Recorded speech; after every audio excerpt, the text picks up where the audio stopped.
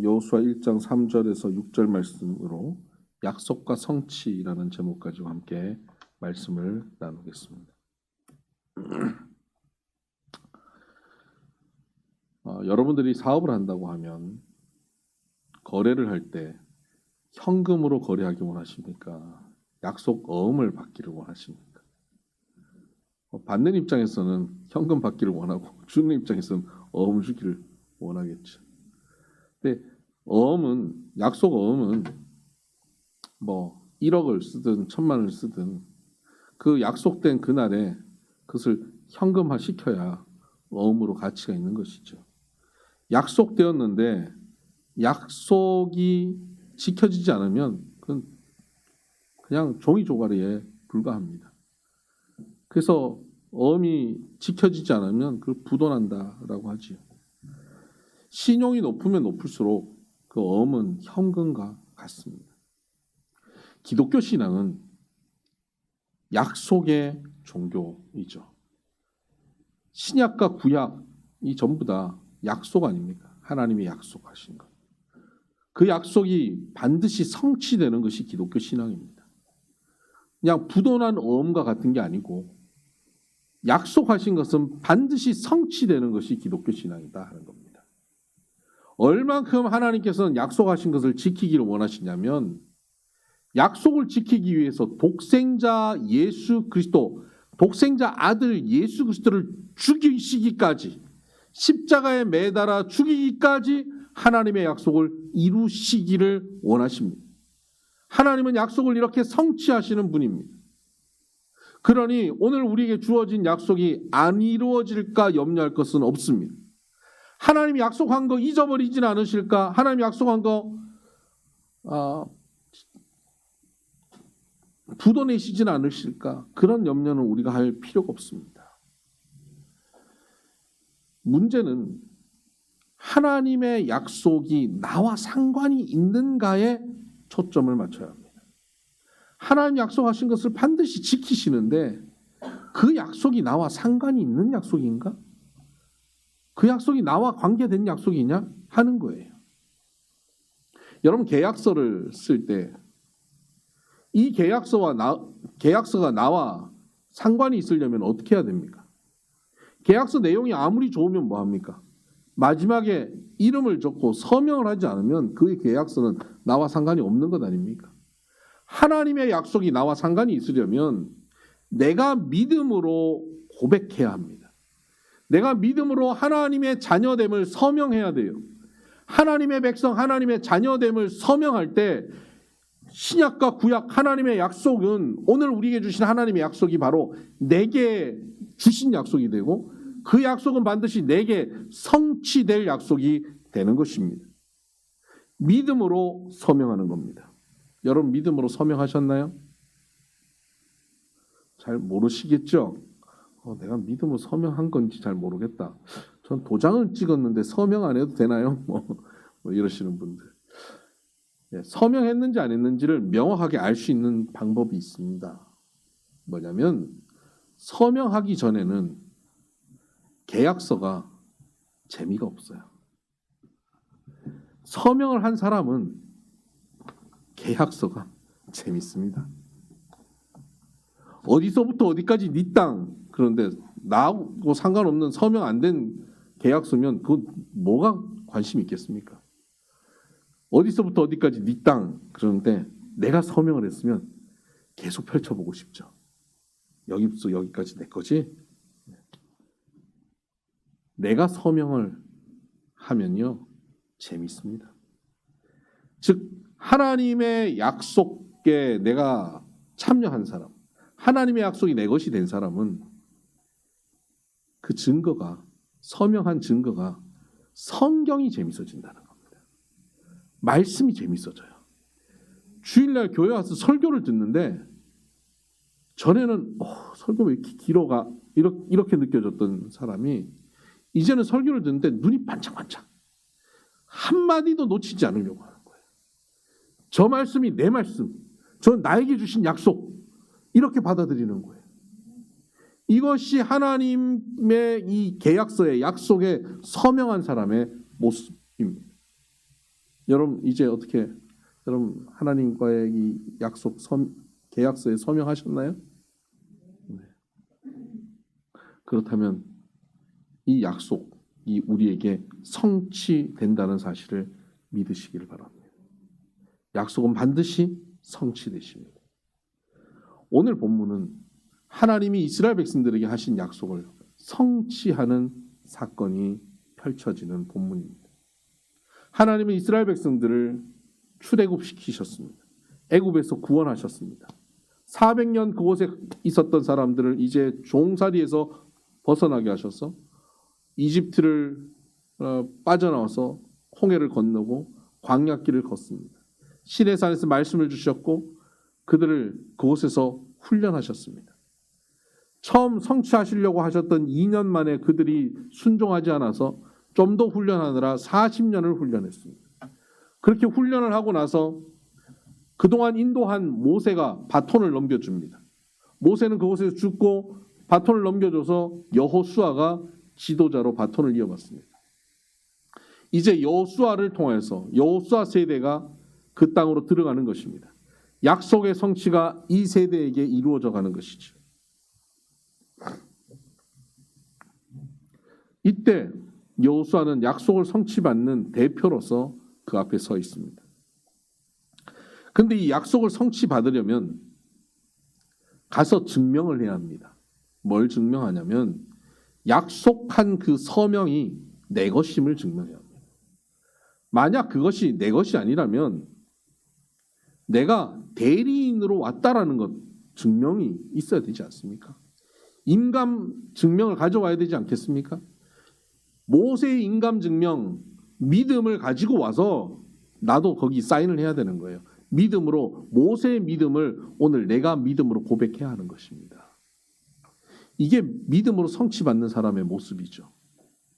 여호수아가 지금 하나님의 말씀이 성취되는 자리에 서 있는데 여호수아가 그 말씀이 성취되게 하려면 여호수아 또한 서명된 그 믿음을 그도 보여드려야 되는 것이죠. 그런데 여호수아가 그 믿음을 보여드리기에는 너무 불안하고 두렵고 염려가 가득한 상황에 놓인 것입니다. 왜냐하면 이제 여호수아가 들어가야 되는 그 땅에 그 약속한 땅, 젖과 꿀이 흐르는 그 땅, 젖과 꿀은 흐르는 게 분명한데 그 땅에는 어마어마한 적들이 그곳을 자리 잡고 있기 때문입니다. 높은 성이 있고 막강한 군사력으로 무장한 민족들이 그곳에 자리 잡고 있습니다. 이제 대적해야 되는 적들이 너무 많은 거예요. 그 앞에 이들이 불안한 겁니다. 뿐만 아니라 이 외부의 적뿐만 아니라 내부의 비판자들이 너무 많습니다. 모세가 40년 동안 절대적 지도력을 갖고 있었지 않습니까? 40년간 절대적 지도력을 갖고 있던 모세가 사라졌습니다. 그래서 모세 옆에서 모세의 비서를 하고 있던 여호수아를 세운 거예요. 모세 주변에는 여호수아뿐만 아니라 정말 믿을 만한 갈렙이라는 사람도 있었습니다. 대외적으로 보면 갈렙이 훨씬 더 리더십 있고 멋있는 사람이에요. 그런데 갈렙을 리더로 세우지 않고 여호수아를 세웠어요. 그럼 사람들 중에는 갈렙을 지지하는 사람들도 있지 않겠습니까? 사사건건 여호수아를 비난하는 사람들이 있지 않겠습니까? 여호수아가 잘할 수 있겠나? 아직 일도 시작하기 전에 팔짱 끼고 비판하는 사람들이 가득한 겁니다. 여호수아가 한마디 하면 거기에 대해서 시비 거는 사람들이 얼마나 많겠습니까? 그런 상황에 놓여 있습니다. 내부적인 적, 내부의 비판자들이 그에게 많아요. 불안하겠죠. 그리고 스스로도 불안한 거예요. 한 번도 리더로서 서서 뭘 이끌어 본 적이 없는 여호수아 입장에서는 내가 과연 이 일을 할 수 있을까 하는 불안함이 있는 거예요. 외부의 적, 내부의 적, 스스로도 적이 되어 있는. 그래서 믿음으로 하나님의 말씀이 성취되는 것을 이루어가기가 너무 어려운 상황에 놓여 있는 것이 여호수아의 상황이었습니다. 믿음으로 서명하고 증명해야 되는 자리인데 믿음으로 증명하지 못하고 있습니다. 이때 하나님께서 그에게 오셔서 말씀하십니다. 1장 3절입니다. 내가 모세에게 말한 바와 같이 너희 발바닥으로 밟는 곳은 모두 내가 너희에게 주었노니 곧 광야와 이 레바논에서부터 큰 강 곧 유브라데 강까지 해 쪽 속의 온 땅과 또 해지는 쪽 대해까지 너희의 영토가 되리라. 아멘. 이 땅이 너의 땅이 될 것이다. 너희의 땅이 될 것이다 라고 약속을 다시 한번 확인시켜 주시는 거예요. 계약서를 다시 읽어 주시는 거예요. 계약한 내용을 다시 확인시켜 주는 겁니다. 이렇게 해줄 거야 라고 말씀해 주시는 겁니다. 믿음이 없어 흔들리는 사람에게 하나님은 믿음을 주시기 위해서 말씀을 다시 들려주십니다. 그리고는 5절에 보면 내 평생에 너를 능히 대적할 자가 없으리니, 지금 대적할 자가 많잖아요. 외부에도 내부에도 스스로도 대적할 자가 많잖아요. 근데 하나님이 뭐라고 말씀하시냐면 너의 평생에 너를 능히 대적할 자가 없다라고 말씀하고 계십니다. 내가 모세와 함께 있었던 것 같이 너와 함께 있을 것임이니라. 내가 너를 떠나지 아니하며 버리지 아니하리니. 내가 너와 함께한다. 모세와 함께했던 것처럼 너와 함께한다. 그러니까 겁내지 말라는 겁니다. 대적할 자가 없다는 겁니다. 여러분, 약속의 성취 앞에서 불안하고 염려하고 두려워 떨고 있고 믿음이 보이지 않는 여호수아에게 하나님은 뭘 주시냐면 그냥 약속을 성취시켜 주시잖아요. 너 믿음이 부족하지만 내가 주려고 한 땅 너 받아라 하고 그 땅을 주시지 않으셨어요. 그렇게 믿음 없이 받으면 그건 다 잃어버려요. 믿음 없이 받은 것은 관리를 할 수가 없어요. 그래서 믿음이 없는 여호수아에게는 뭘 먼저 주시냐면 땅을 주시기 전에 믿음을 주시는 거예요. 믿음을 주시는 방법이 뭐냐? 말씀을 주시는 것이 믿음을 주시는 겁니다. 믿음은 들음에서 난다라고 말씀하고 있습니다. 말씀을 듣다 보면 내 안에 전혀 없던 믿음이 생성됩니다. 믿음이 창조됩니다. 내가 믿어야지, 그래 나 한번 믿어보겠다, 나 한번 믿어봐야지 라고 내가 결심하고 결단하는 것 같지만 결심하고 결단하기 전에 하나님의 말씀이 들려짐으로 내게 있는 의심이 사라져가고 믿음이 생기기 시작해요. 믿음은 내게 없던 것이 내게 공급되어지는 것이에요. 하나님께서는 여호수아에게, 믿음 없는 여호수아에게, 두려워하고 떨고 있는 여호수아에게 찾아오셔서 믿음을 공급하고 계시는 겁니다. 그럼 믿음을 공급하고 계시는 하나님의 이 말씀 앞에 여호수아는 어떤 자세를 가져야 되느냐? 두 가지의 자세를 가져야 된다고 성경은 우리에게 알려주고 있습니다. 6절입니다. 강하고 담대하라. 너는 내가 그들의 조상에게 맹세하여 그들에게 주리라 한 땅을 이 백성에게 차지하게 하리라. 믿음을 주시겠다고 말씀하고 계시는 하나님의 이 은혜 앞에서 여호수아가 취해야 될 자세는 두 가지죠. 강한 것, 담대한 것. 강하라, 담대하라. 강하여져야 합니다. 담대하여져야 합니다. 무엇에 강하여지고 무엇에 담대하라는 말입니까? 적들 앞에 강하고 담대하라는 말입니까? 아니면 떨리고 있는 내 마음을 강하고 담대하게 다 부여잡으라는 말입니까? 마인드 컨트롤을 잘 하라는 겁니까? 어디에 강하고 담대하라는 말이죠? 7절을 보십시다. 오직 강하고 극히 담대하여 나의 종 모세가 내게 명령한 그 율법을 다 지켜 행하고 우로나 좌로나 치우치지 말라. 그리하면 어디로 가든지 형통하리니. 8절 이 율법책을 내 입에서 떠나지 말게 하며 주야로 그것을 묵상하여 그 안에 기록된 대로 다 지켜 행하라. 그리하면 내 길이 평탄하게 될 것이요 내가 형통하리라. 강하고 담대하라. 무엇에요? 율법에. 이 율법책을 주야로 묵상하는 일에 강하고 담대하라는 겁니다. 내가 마음을 다지고 마음을 강하게 먹고 내가 흔들리지 말아야지 마인드 컨트롤 하라는 게 아니에요. 사람들 앞에 나 강하게 보여야지, 나 약하게 보이지 않아야지 하라는 게 아니에요. 말씀 앞에 강하라, 말씀 앞에 담대하라는 겁니다. 말씀 앞에 강한 것, 말씀 앞에 담대한 것을 그런 자세를 가지게 되면 어디로 가든지 형통하리라고 말씀하시는 겁니다. 여러분, 이 약속이 저와 여러분에게 주시는 약속입니다. 여러분, 하나님의 약속이 여러분에게 성취되는데 우리가 가져야 될 자세는 뭐냐? 강한 것, 담대한 것입니다. 말씀에 강하고 말씀에 담대하여야 합니다. 그렇다면 말씀에 강하다고 하는 것은 어떤 의미일까요? 강하다라고 하는 이 단어는 하자크라고 하는 단어입니다. 히브리어 하자크라고 하는 단어는 급하고 강력하게 붙잡는다 하는 뜻입니다. 여러분, 급하고 강력하게 딱 붙잡는 모습을 한번 생각해 보세요. 강하게 붙잡는 모습. 말씀을 그렇게 붙잡아야 된다는 것입니다. 근데 사람들은 급하고 강력하게 붙잡는 것, 뭐에 그렇게 급하게 강력하게 붙잡는지 아십니까? 성경에 보면 이 하자크라고 하는 단어가 또 다른 용례로 사용되는 상황이 있습니다. 이집트의 왕, 애굽의 왕 바로가 마음이 강팍하여졌다라고 할 때 그때 하자크를 씁니다. 마음이 강팍하여진 것.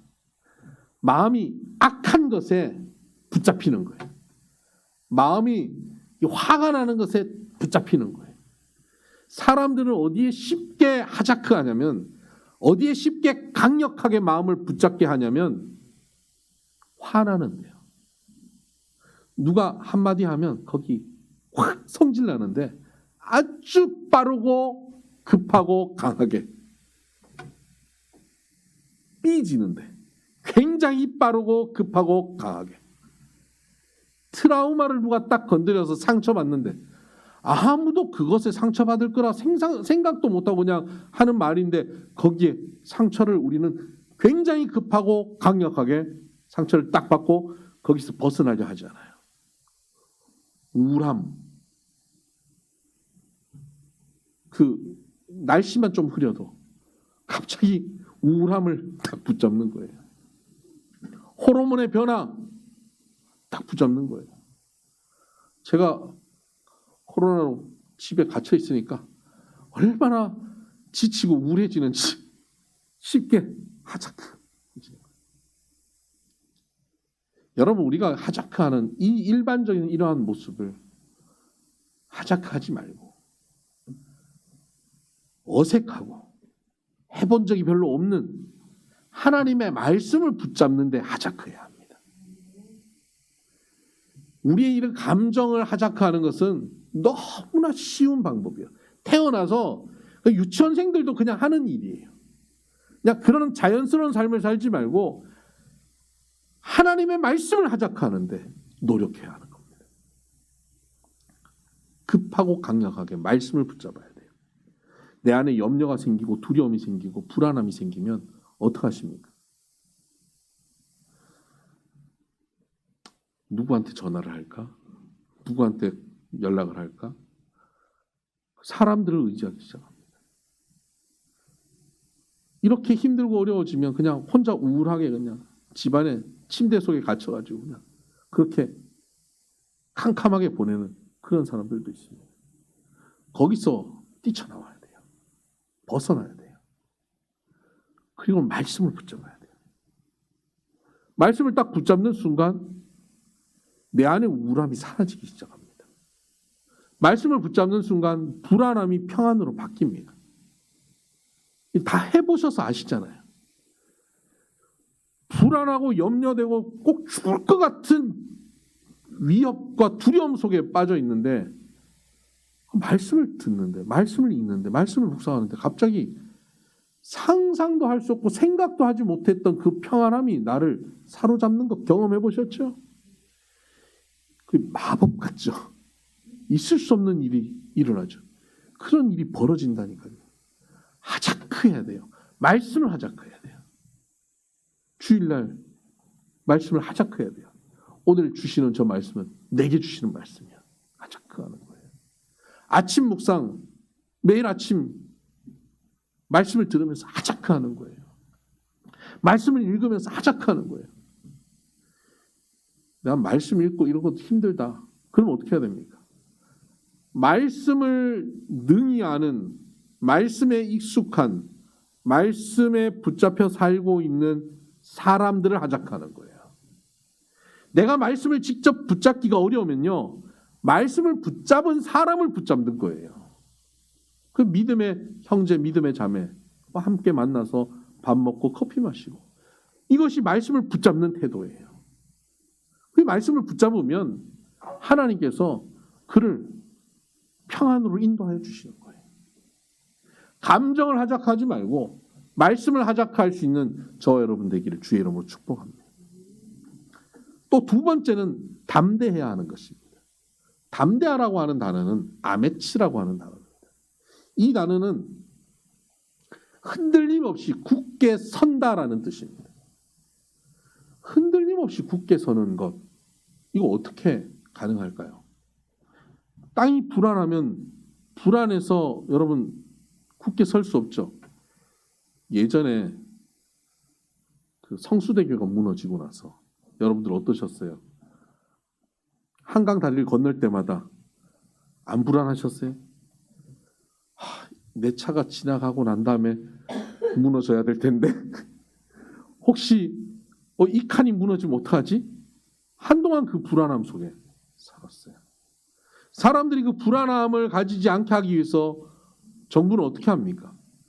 그 대교를 늘 점검합니다. 점검해서 이 대교가 지나가도 문제가 없다는 것을 계속 확인시켜가는 것이죠. 그럴 때 우리는 불안함 없이 그 다리를 건너갈 수 있습니다. 여러분, 하나님의 말씀에 아메츠한다라고 하는 건 뭐냐면, 하나님 말씀에 굳게 선다라고 하는 것, 그건 어떻게 해야 굳게 서냐면 확인할 때 굳게 섭니다. 이 말씀이 정말 하나님께서 내게 주시는 말씀이야, 오늘 내게 들려주시는 말씀이야, 이것은 하나님께서 반드시 이루시는 말씀이야, 성취하시는 말씀이야 라고 확인하고 확인될 때 우리는 그 말씀 위에 굳게 서는 거예요. 이것이 하나님의 말씀이 분명하면 말씀 하나만 붙잡고 광야에 가도 살 수 있는 겁니다. 왜냐하면 광야에 가도요, 물이 필요하면 물을 나게 하시고 먹을 게 필요하면 만나를 주시기 때문에 그렇습니다. 그런데 하나님의 말씀이 분명한데 말씀에 순종하지 않으면 호화찬란한 궁궐에 있어도 불안하기 짝이 없습니다. 말씀을 딱 붙잡고 걸어가야 되는 것입니다. 말씀을 붙잡고 걸어가면 흔들림 없이 갈 수 있는 겁니다. 어떤 분은 말씀을 하작하는 데만 초점이 있어서 말씀만 급하게 붙잡는 거예요. 근데 그것을 확인하지 않아요. 그래서 항상 자기 원하는 말씀을 딱 붙잡았고, 이건 내 말씀, 이건 내 말씀 하고 붙잡는 거예요. 근데 하나님 뜻과는 전혀 상관없이 이것이 진짜 하나님 내게 들려주신 말씀인지 상관없이 그냥 그걸 붙잡고 사는 거예요. 아메츠가 없는 겁니다. 하자크만 있고. 이렇게 붙잡는 그 신앙인들의 모습 중에 아주 우스운 예가 있죠.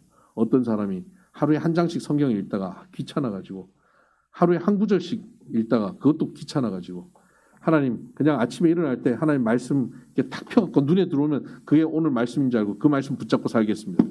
딱 하나님 주시옵소서 딱 폈더니 말씀에 유다가 스스로 목매어 죽은지라. 뭐 나보고 목매어 죽으라고? 안 되지. 하나님 다시 한번 말씀, 이번에 삑사리가 났습니다. 다시 말씀을 주십시오. 딱 폈더니 너도 이같이 하라. 하나님 이거 3세판입니다. 3세판. 그리고 다시 딱 폈더니 내가 할 일을 속히 하라. 이런 자세로 신앙생활하는 건 아메츠하지 못하는 사람이죠. 하나님의 말씀이 내게 주시는 말씀임을 분명히 알 때 어떤 일을 향해 걸어가도 불안함이 없습니다. 다음 주가 우리 교회가 개척한 지 이제 9주년 되는 주일입니다. 생일입니다. 교회를 개척할 때도 그냥 개척합시다 이게 아니에요. 하나님께서 내게 말씀해 주시고 우리 장로님께 말씀해 주시고 우리가 그 말씀이 확인되고 난 다음에 확인을 분명하고 나니까 그 다음에는 뭐 어디서 예배 드릴지 건물도 확보도 안 되고 뭐 교인이 몇 명이 모일지도 모르고 돈도 없는데 그냥 개척합시다. 그러고 개척을 시작한 거예요. 아무 두려움도 없이, 아무 염려도 없이. 여러분의 사업이 하나님이 주시는 말씀이 분명하다면 환경과 여건이 아니어도요. 그냥 가면 되는 거예요. 말씀을 확인하는 것이 중요한 거예요. 사업을 얼마나 잘 준비하였느냐가 중요한 게 아니라 하나님이 이거 내게 주시는 사업인지 하나님이 내게 주시는 길인지 분명한 것인지 확인만 되면 광야길로 가도 상관없어요. 어디를 가도 상관없어요. 하나님께서 그 길을 여시기 때문이.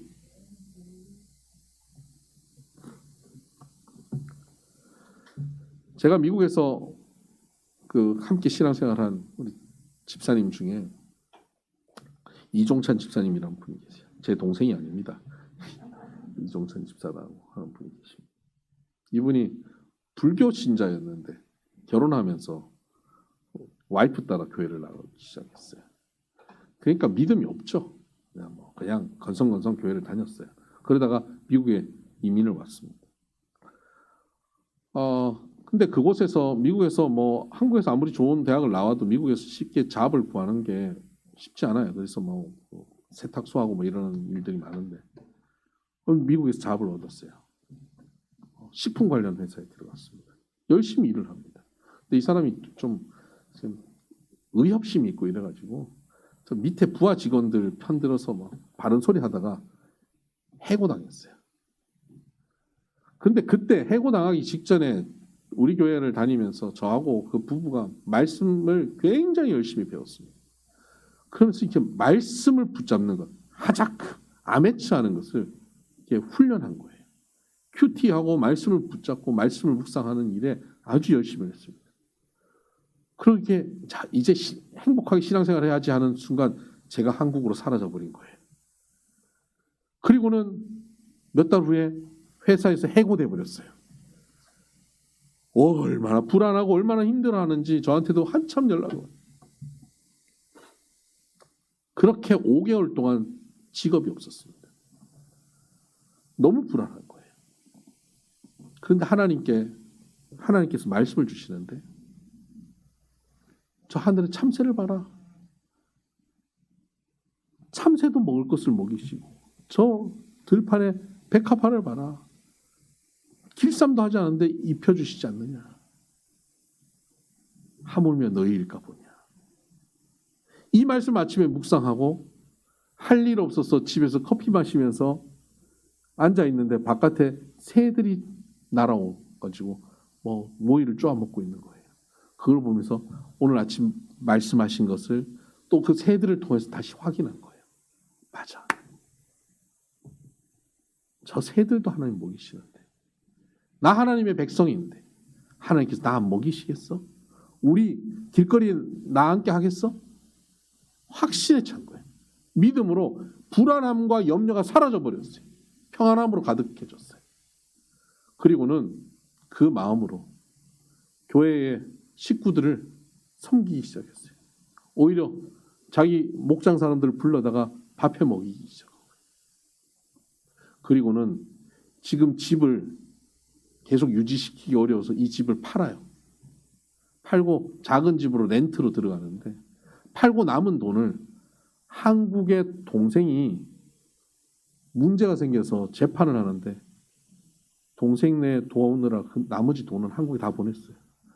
아니 직업도 없이 지금 불안한 상황에 한국에 동생 돕느라 그 돈 보내는 게 말이 됩니까? 그런데 그것을 말씀을 붙잡고 말씀을 확인하고 참새도 먹이시는데 하나님 나 책임 안 지시겠어? 보냈어요. 저는 그 얘기 듣고 깜짝 놀랐어요. 어떻게 그렇게 확신한 믿음으로 섰냐. 우리 집사님 진짜 대단하다. 그리고 몇 개월 후에 취업이 됐어요. 미국 회사 식품회사에 또 취업이 된 거예요. 그리고는 거기서 승승장구하더니 부사장까지 올라갔어요. 그리고 아까 말씀드렸잖아요. 의협심이 강해갖고 부하 직원들 편에 서다가 또 잘렸어요. 이분이 6개월 실업자로. 할 일 없어서 교회 교인들 부탁하면 이 일도 해주고 저 일도 해주고 돈 안 받고 해주고. 어느 교인이 중국에서 무슨 올게닉 식품을 미국에 수입하려고 하는데 FDA 법이 75년 만에 바뀐 상황이었어요. 그래서 식품법을 잘 아는 사람들이 동양계에 없는 거예요. 그런데 이분이 그 식품회사 부사장까지 했기 때문에 그거 너무나 잘 알고 있었어요. 그래서 이거 이렇게 하면 괜찮다고 도와주는데 그때 떠오른 게 뭐냐면 너 이거 컨설팅 해라. 식품업 컨설팅을 해줘라. 특히 동양계 사람들한테. 그래가지고 식품업계 회사를 아는 회사도 아니에요. 그냥 마트 가갖고 식품 그 회사 주소 찾아가지고 이메일 찾아가지고 거기다가 이메일을 보낸 거예요. 나 이런 사람인데 FDA 법 많이 바뀌었는데 너네 수출하기 힘들지 않냐? 내가 도와줄게. 그랬더니 일본 회사 연락이 왔어요. 그 첫 미팅을 갔는데 그 자리에서 바로 한 해 연봉에 해당하는 계약을 하게 된 거예요. 그렇게 시작한 사업이 지금은 미국에서 이 독보적인 식품 컨설팅 회사가 돼버렸어요. 뿐만 아니라 뱀이라고 비즈니스 미션 선교를 위한 비즈니스맨들을 모아서 하는 선교팀을 만들고 거기서 강의를 하고 요즘 전 세계 강사로 다니는 책도 여러 권 썼어요.